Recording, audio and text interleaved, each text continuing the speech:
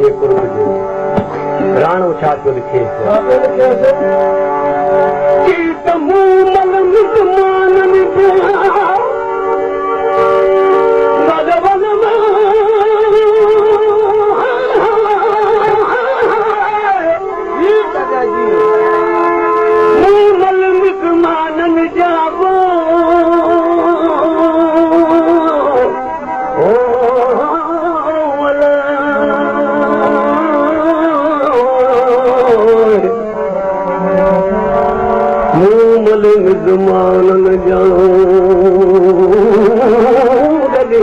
बन जन हक हिकिड़ा ओजागा अखियुनि खे पियो लतारियूं अचानक वो चादर ताणे खट चादर ताणे खट तूं त सुठी पई थी कलरा अॻु में राणे खे चवंदा हुआ जा माण्हू त मूमल जो तोसां प्यार न आहे शीतल राव सां प्यार अथसि लेकिन मूमल सां हुई त पंहिंजी भेण सुतल हुनखे अॻे ई शक हो हुनखे भेण ॾिसी सुतल गॾु ई हलियो वियो त मूमल छा पई लिखेसि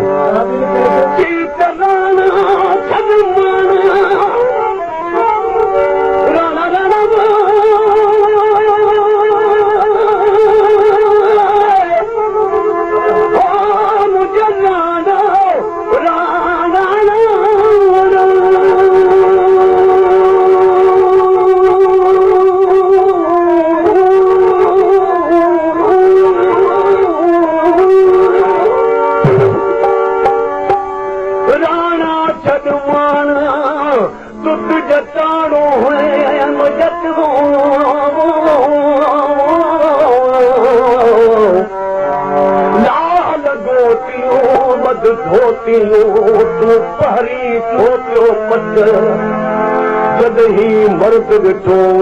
मलाद में मुंहिंजा राणा तद मारे करी हा मटे हिकु लॼाई कात खे मुंहिंजा राणा वञी ॿियो लॼाई घटि तारा जी वटि तारा जी वटि गली मरकतो जो मैं राणो छा थो लिखे चल त मूमल में माठ करे मूमल में वो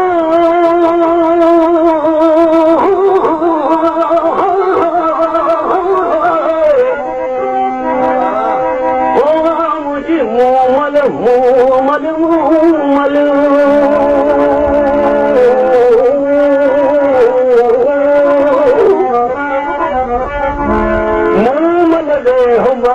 करे आयुस तो आजाम के गली कर हल कुदाए सुती पई शीतल रावत तुझ पेट दिल में जा पाए कर चल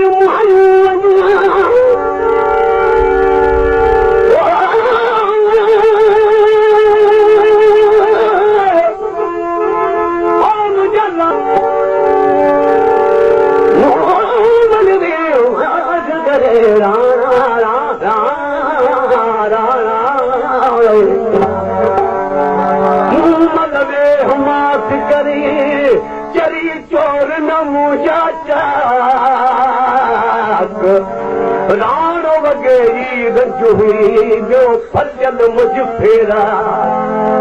तो कजी तो के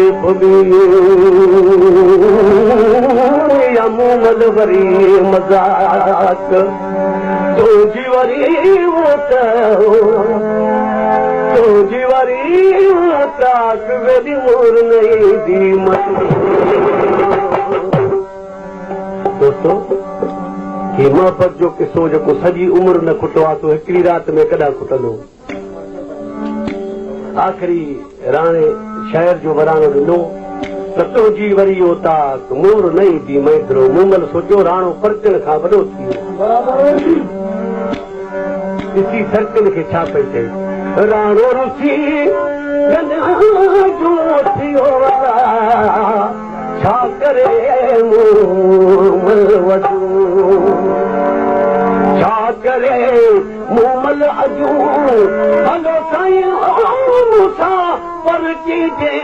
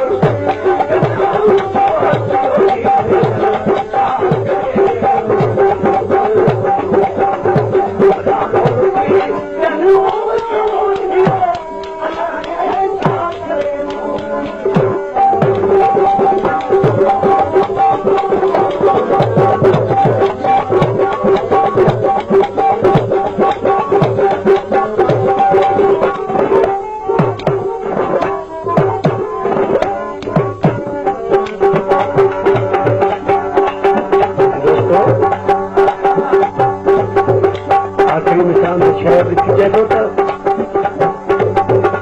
जिनका महबूब सदा उन्हनि खे मिलना बि मिलंदा आहिनि ऐं दुश्मन बि दुश्मन आहिनि